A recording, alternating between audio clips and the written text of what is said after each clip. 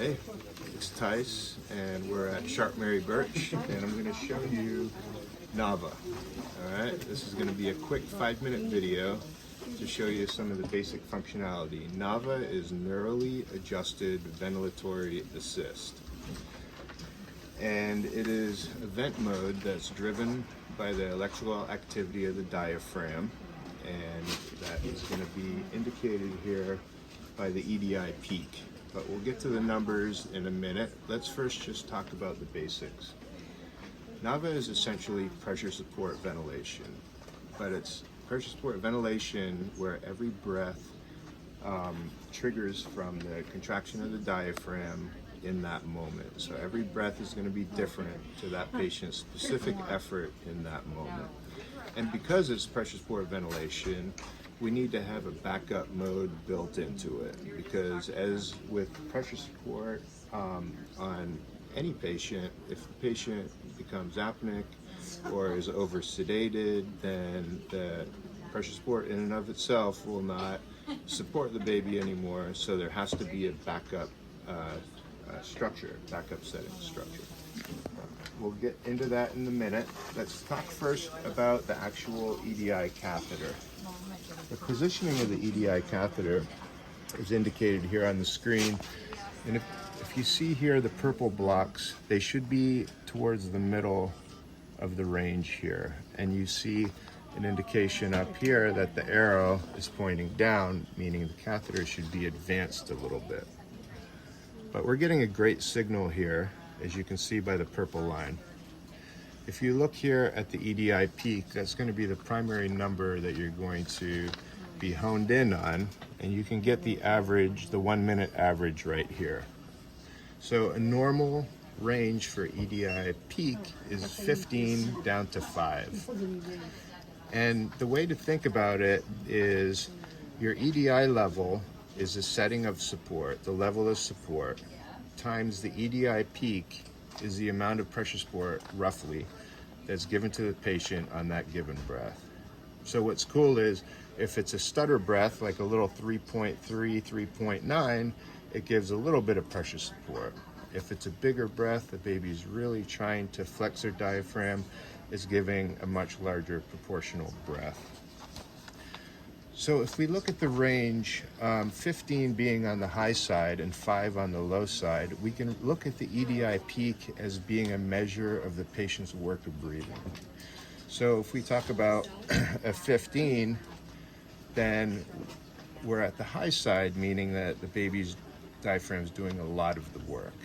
So then, as a clinician, we should be thinking about potentially increasing the NAVA level to compensate for these higher work of breathing, the higher work indicated by the baby's diaphragm. As the baby becomes closer to being able to be weaned, we're going to see numbers closer to 5, and that will indicate that we can come down on the level of support, and we can come down in measures of 0.2 or 0.5, and often it's good to make a little bit of a bigger move to see how the baby responds to that move as far as the EDI peak signal. Let's talk real quick about the backup settings. So we have the apnea time, so it's 2-second delay before apnea kicks in, and it's pretty customary to start at 2. We can go up from there, and even down from there if the patient's having a lot of DSATs and Brady's. EDI trigger 0.5, that's pretty normal. The other thing about the backup settings is we can set the actual pressure control breath that will be delivered when the apnea is triggered.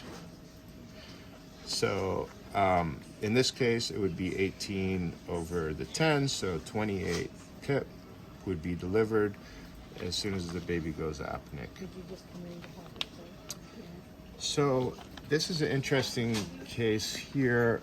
I'm going to go into trends just to show you this. If you look here, a few hours back, we have a big drop in the EDI signal. So as you scroll, look at the number here, and you'll see 1s and 2s. And this is a big indication that you're losing signal and that the catheter may have to be advanced. And that's in fact exactly what happened. They went in, realized that the catheter was not in the correct place and it was advanced. And now we have numbers that are closer as we scroll across to 6s, 7s, 10s. That's exactly what we want to see. And then now I'm going to pivot to another patient real quick here. Okay, here we have a different patient on Niv NAVA, and we can immediately see they're on a little bit lower setting of 1.6, and I'll immediately hone in on the EDI peak again here. And we really want to see where this number has been trending.